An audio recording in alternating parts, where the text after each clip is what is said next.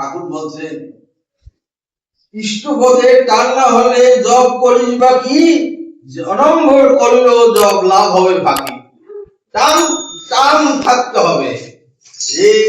কেউ আসে না একাও সৎসঙ্গ করে চলে যেতে হবে। আপনি আপনি এই দুনিয়া আসেন, মানব জন্ম আর হবে কিনা সন্দেহ আছে। সব থেকে শ্রেষ্ঠ জন্ম এই জন্ম। এই জন্মে আর পাবেন কিনা কে জানে, ঈশ্বর জানেন, ঠাকুর জানেন। তো এই জন্মকে সফল করে নেন। দেখুন এই জন্মেই আপনি পার পেতে পারেন যার জন্য আপনার মানব জন্ম হয়েছে। এই জন্মটাকে বেকার বৃথা করে চলে গেলে পার হওয়ার রাস্তা নাই। কিন্তু আর আমাকে ভবতরী পার করতে হবে। এই ওই পারে যাওয়ার জন্য এই মানব জন্ম দরকার। মানব জন্ম হলেই পরে মানুষ পার হতে পারে, দেবতা হতে পারে, ঈশ্বরও হতে পারে। ঠাকুর কি ছিলেন? ঠাকুর তো মানুষ ছিলেন, কিন্তু তিনি নাম জপ এমন ভাবে করতেন যে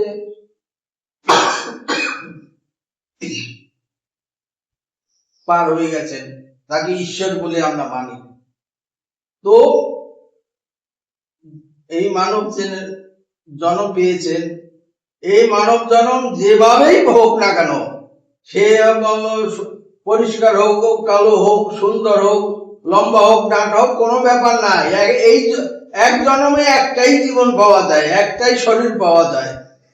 সেই শরীরটাকে ভালোবাসুন, ভালোবেসে সুস্থ থাকুন, ভালোভাবে জীবন চর্চা করে ঈশ্বরকে কিভাবে পাওয়া যায় সেই রাস্তা আমাকে খুঁজে বের করতেই হবে। আমাকে এখানে বসে থাকার জন্য নাই। ওই জন্য ঠাকুর বলছেন কি, দিন গেল রে এই বলে তোর বসে থাকলে চলবে না, করতে হবে, ধরতে হবে যেমনটি তোর ক্ষমতা। কে আসলো না আসলো দেখার দরকার নাই। আমাকে এই ভবতরী পার হতে হবে, আমাকে আসতে হবে, যেভাবে হোক আমাকে ঈশ্বরের কাছে যেতেই হবে। যদি না যেতে পারি আবার কত শত লক্ষ কোটি জন্ম আমাদের আবার এই ভূমণ্ডলে ঘুরে বেড়াতে হবে। কখনো কুকুর, ছাগল, গাধা ভেড়া হয়ে ঘুরে বেড়াবো। মানব জন্ম হবে তপস্যার ফলে, এবং মানব জন্ম হলে আমাদের মুক্তিও হবে। সেই মুক্তি যদি আপনারা চান, আমরা চাই, তবে ঈশ্বরকে সাধনা করতে হবে, তাকে ভজনা করতে হবে, তাকে পূজনা করতে হবে। না করলে কিচ্ছু হবে না, এই জন্ম বেকার চলে যাবে, আবার একটা কষ্টের জীবন পেতে হবে। অতএব এই জন্মটাকে আমাকে সার্থক করে নিতেই হবে। তাই তো ঠাকুর বলছেন, নাম করো আর মনন করো ইষ্টের যত গুণাবলী। নাম করো আর মনন করো ইষ্টের যত গুণাবলী, ভাবে কাজে মগ্ন করো গুণে জ্ঞানে হবে বলি। গুণে জ্ঞানে বলি হতে গেলে ইষ্ট নাম জপ করতে হবে। তা না হলে কিন্তু গুণে জ্ঞানে বলি হওয়া যাবে না। বলবান হতে হবে, আমাকে শক্তিশালী হতে হবে ইষ্ট পথে থেকে। দেখুন এই জন্মে সবাইকে ভালোবাসুন। সবাই কে খারাপ ব্যবহার করলো সে আপনি দেখতে যান না, সে তো তার বুদ্ধির ভুল, সে জানে না তাই কি ভুল করছে, কিন্তু আপনি সেই ভুল করতে যাবেন না। আপনি তাকে মাফ করে দিয়ে আপনি আগে বাড়তে হবে। আপনাকে যে দুষ্টামি করলো, দেখুন মন্দিরে আসলে কমসম মনটাকে পরিষ্কার করে সুন্দর করে আসতে হয়। একটুখানি বাসনা ভালো কুটিল কালো তাড়িয়ে দিয়ে, একটুখানি বাসনা ভালো কুটিল কালো তাড়িয়ে দিয়ে, সবটা হৃদয়ে কর্ণা আলো দুঃখ সুখের আহুতি দিয়ে। দুঃখ সুখ সব জনাঞ্জলি করে দিয়ে একটু ভালোবাসতে হবে তাকে। দেখুন এই পৃথিবীতে সবাই ভালোবাসার ভিখারি, সবাই চায় আমাকে সবাই ভালোবাসুক, কিন্তু তার আগে আপনাকে ভালোবাসতে হবে। আপনি যদি সবাইকে ভালোবাসেন তো সবাই আপনাকে অবশ্যই ভালোবাসবে। তো ভালোবাসার ভিখারি তো ভগবান ঠাকুর অনুকূল চন্দ্র। তাই তিনি আমাদের ভালোবাসার প্রেমের ঠাকুর ছিল অনুকূল। তো আপনারাই তো গান করেন, তো প্রেম করা শিখতে হবে সবাইকে। যে খারাপ মন নিয়ে আসে, সে যদি আপনার সাথে খারাপ ব্যবহারও করে, আপনি তার সাথে ভালো ব্যবহার করুন, দেখবেন ওই খারাপ লোকটাও একদিন ভালো হয়ে যাবে, সুন্দর হবে, তার জীবন মুক্তির পথে যাবে। না হলে কিন্তু আপনারও বিপদ, তারও বিপদ।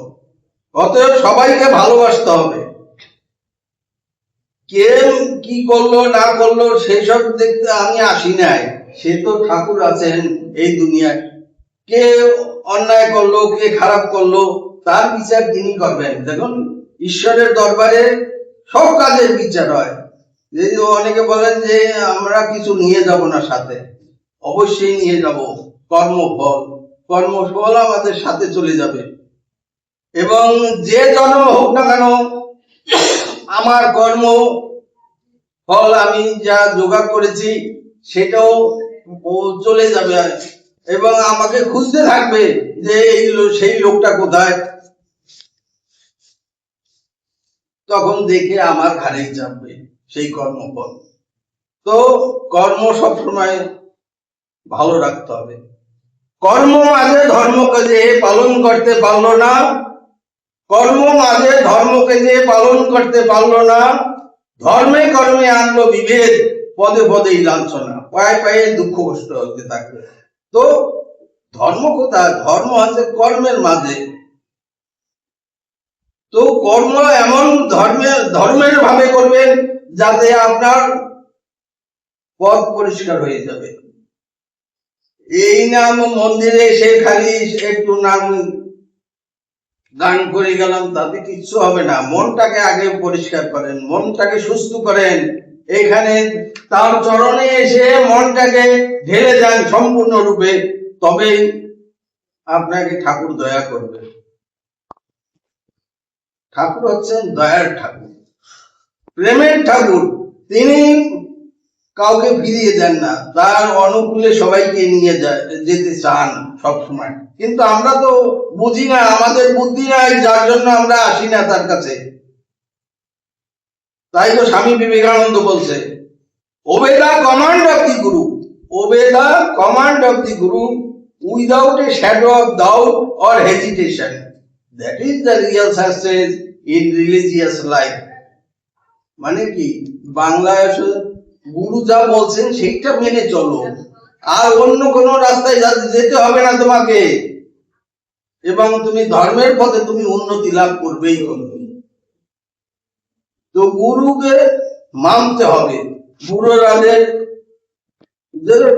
আপনারাই তো গান করেন, গুরুর আদেশ যে না মানে জান যায় তার হ্যাস কাটানে, হ্যাস কাটানে চলে যাবে আমার জানটা। গুরুর আদেশ মানেন, গুরুকে মেনে চলুন, তার সাথে আলাপ আলোচনা করুন সবটা। ঠাকুর, আমি এই কাজ করলে ঠিক হবে কি? যদি ঠিক নয় তুমি এই কাজ আমাকে দিয়ে করাইও না। তো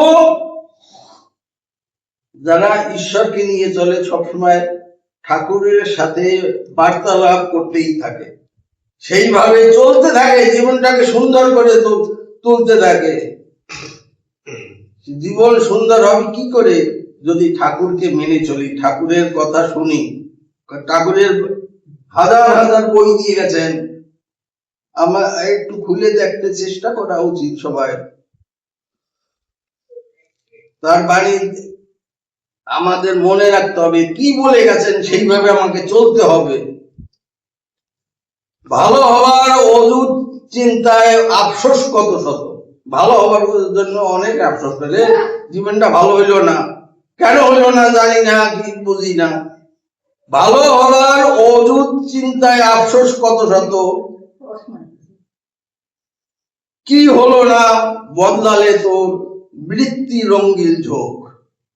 তোমার ঝোঁকের ভিতরে যে রঙিন স্বভাব রয়েছে, ওইগুলি চেঞ্জ করতে হবে। ওগুলি চেঞ্জ না হলে কোনোদিন ইষ্টপথে থাকতে পারবো না। করলি সাধন করলি জব, শব্দ যদি দেখলি কত, শুনলাম অনেক, জ্যোতিও দেখলাম অনেক। করলি সাধন করলি রে জব, শব্দ জ্যোতি দেখলি কত, ইতরামির চরিত্র যা রইল সেসব স্বভাবগত। স্বভাবের ভিতরে যে খারাপ জিনিস ভরা রয়েছে, তুমি কি করে যোগান করবা, ভালো হবা, সুন্দর হবা? তো ইতরামির চরিত্র মানে খারাপ চরিত্র যেগুলি, সেগুলি তারাই দিতে হবে। আমাকে ভালোভাবে চলতে হবে, সৎভাবে ব্যবহার করে। তখন সৎসঙ্গ, আমাদের সৎসঙ্গে এখানে এসে সৎভাব পোষণ করতে হবে সবাইকে। যে আচরণ বাক্যকর্ম বাঁচা বাড়ার উৎস হয়, যে আচরণ বাক্যকর্ম বাঁচা বাড়ার উৎস হয়, তাকেই জানি ধর্ম বলে, নইলে ধর্ম কিছুই নয়। তো আচার ব্যবহারকে ঠিক করতে হবে। এই আচার ব্যবহার ঠিক করলে একদিন চরিত্র করে, একদিনে হয় না, একদিন 2 দিন 10 দিন করলে হবে না। লাগাতার অভ্যাস করতে করতে চরিত্রগত করতে হবে, তবেই আপনার স্বভাব ভালো হবে, সুন্দর স্বভাব হবে, ব্যবহার সুন্দর হবে, সবকিছু সুন্দর করতে পারবেন যদি লাগাতার সব সময়ের জন্য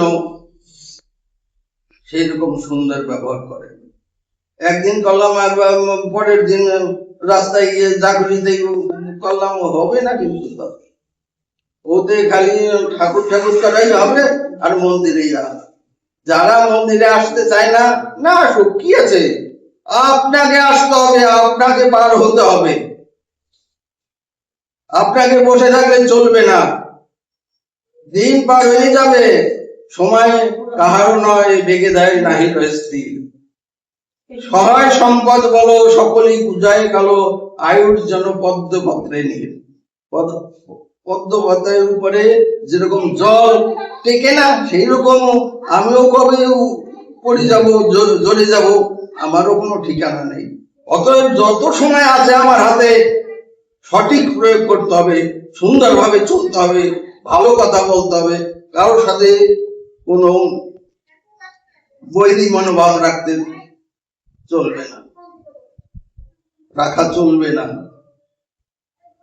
উনি আমার সাথে খারাপ ব্যবহার করলো, আমিও ওনার সাথে, তাহলে আপনি কুকুরে কামড় দিচ্ছে, আপনি যে কুকুরকে কামড়ান, সেরকম হয়ে গেল না? অতএব যে কুকুরের মতো স্বভাব করবে, সেই জন্য বলে না, অনেকেই তো বলে যে এটা মানুষ নাকি, এটা কুকুর। মানে কি, ও আগের জন্মে কুকুর ছিল, এই জন্মে তো মানুষ হয়ে গেছে, কিন্তু স্বভাব পরিবর্তন হয় না জন্ম হলেও। তো জনম তপস্যা করে মানুষ একটা ভালো মানুষ তৈরি হয়। তো ভালো মানুষ হতে হবে আমাকে, ভালো মানুষ না হলে আমার মুক্তি নেই, আবার কষ্টের জীবন নিয়ে আবার এইখানে আসতে হবে। অতএব সুন্দরভাবে আমাদের তো সৌভাগ্য, আমরা ঠাকুর পেয়েছি। অনেকের জনম পার হয়ে যায়, ঠাকুর পায় না। কিন্তু আমাদের হয়তো পূর্বজন্মের কোনো ভালো কৃতি ছিল, যার জন্য আমরা ঠাকুর পেয়েছি। ঠাকুর পেয়েছি এবং আমাদের মুক্তির রাস্তা খুলে গেছে। আপনি চাইলে আপনি ঈশ্বরের কাছেই থাকতে পারবেন, আর তার কাছে না থাকতে পারলে আবার কষ্টের জীবন পাইতে হবে। তো আমাকে থাকতে হবে ঈশ্বরের কাছে। নামের চেয়ে নেই কিছু, নামের চেয়ে আর কিছু নাই, নামেই সব। ভগবান বলছেন যে আমি নামের ভিতরে আছি।